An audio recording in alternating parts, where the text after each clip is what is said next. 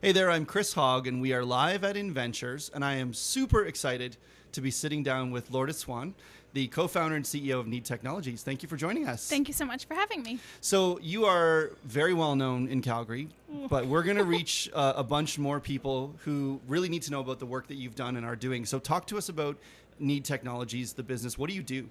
Sure. Yeah, it's a B2B software company. So we sell a software to nonprofits and food banks to help with logistics and what is called food rescue. So that's the act of taking food from places like this, the convention center, but also restaurants, grocery stores, and bakeries, and getting that food to service agencies that need it. Why was that a problem you wanted to solve?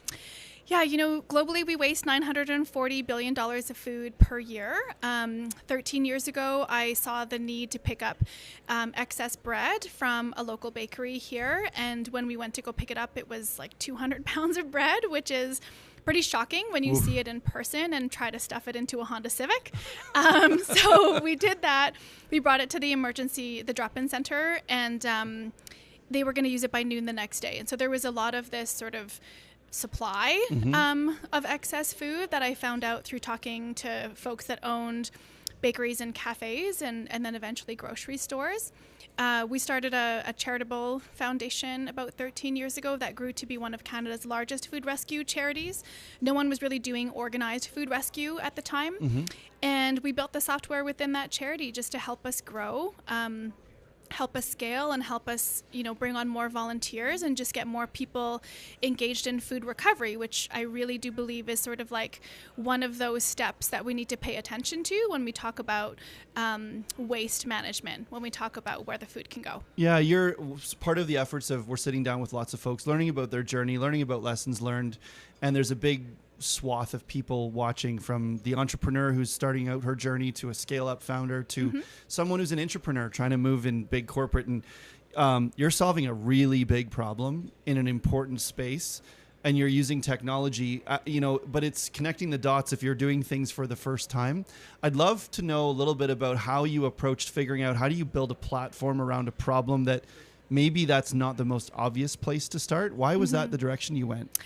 For us, it was solving the problem that was within the charity. And it was that, we had so many volunteers and so many food donors and recipients, like the service agencies coming out of the woodwork, that there was actually no specialized software for us. We could use this free online platform that we found. We could use Excel.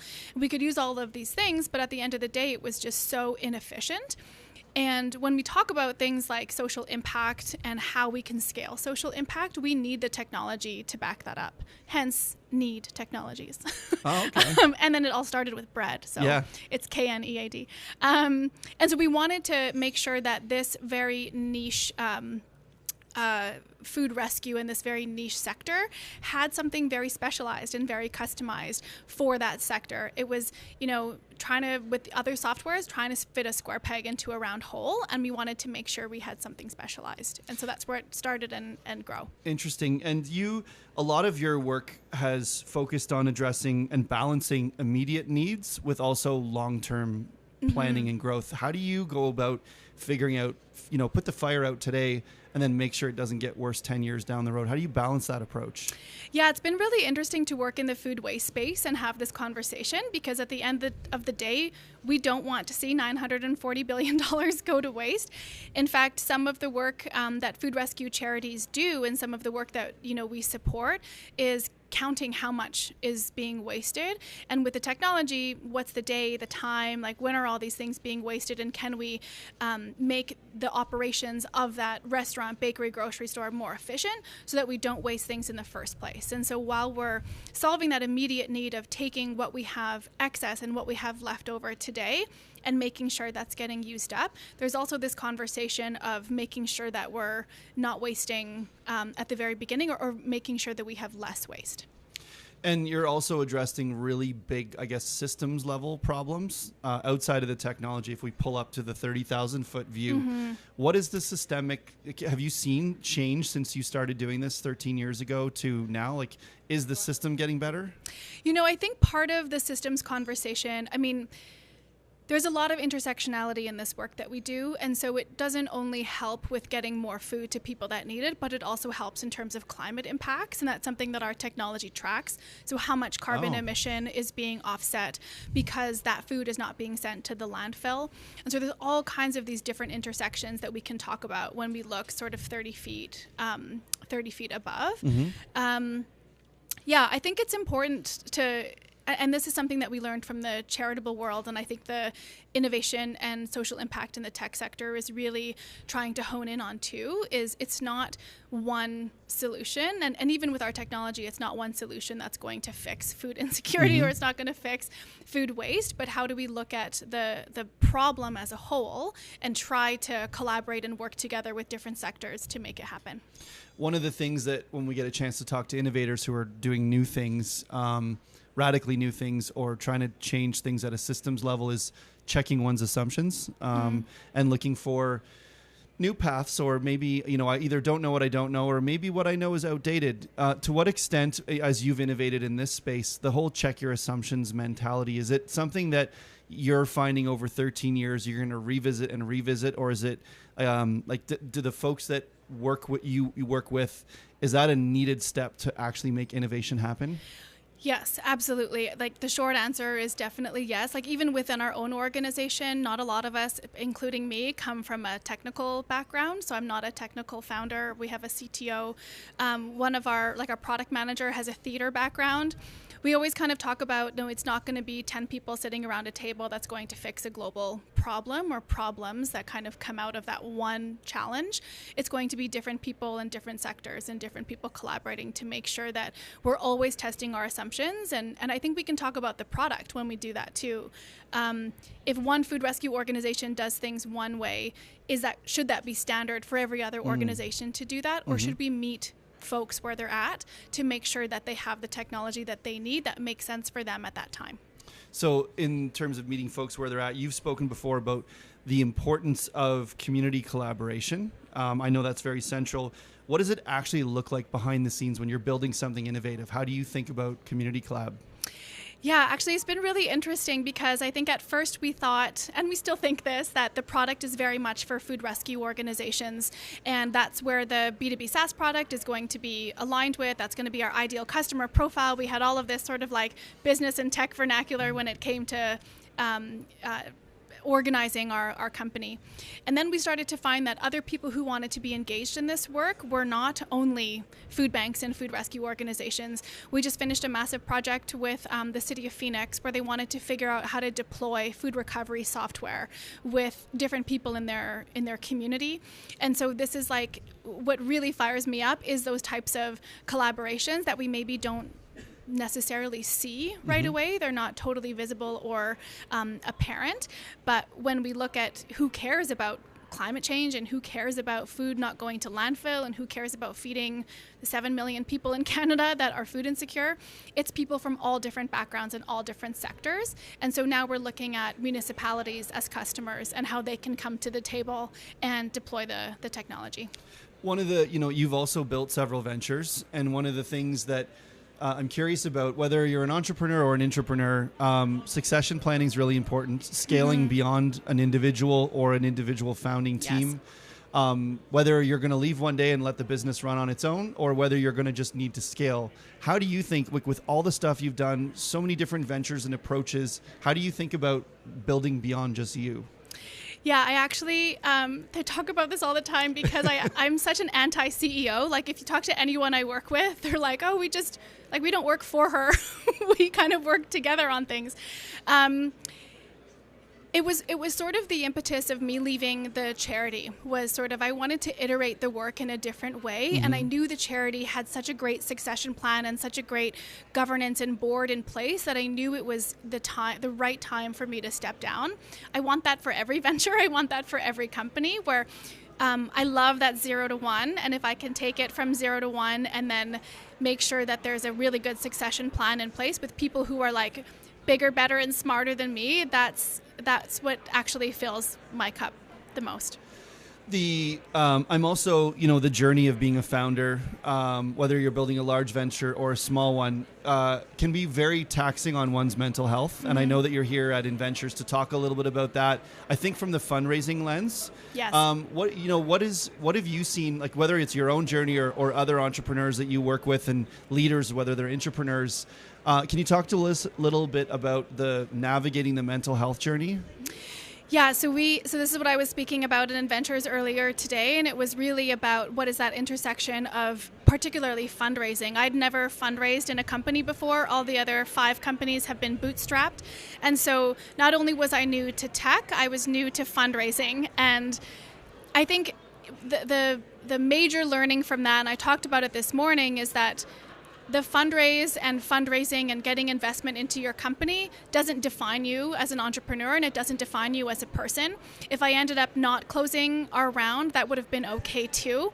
And I would have taken those learnings and really, it would have been sort of like a springboard to maybe a new set of skills that I now have. But to separate that and to say at the end of the day, like, it doesn't make me a bad entrepreneur if I can't raise.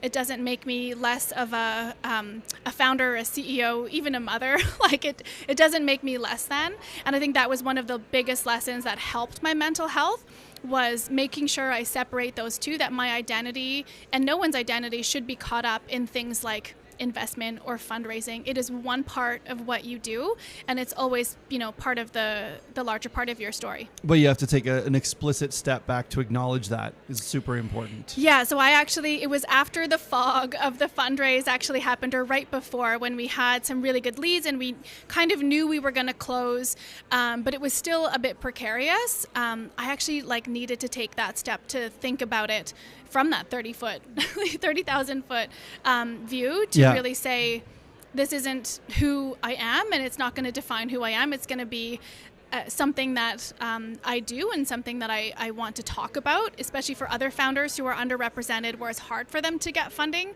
I want to be able to share my story, whether that story is I failed or I succeeded.